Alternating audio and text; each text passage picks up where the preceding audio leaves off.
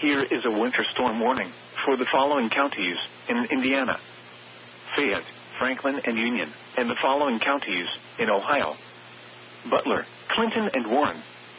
Winter storm warning in effect until 1 a.m. Saturday. What? Heavy snow continuing.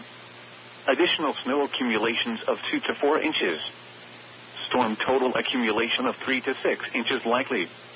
Where? Portions of east central and southeast Indiana and central, southwest, and west central Ohio.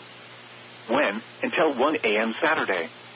Impacts. Plan on slippery road conditions. If you must travel, keep an extra flashlight, food, and water in your vehicle in case of an emergency.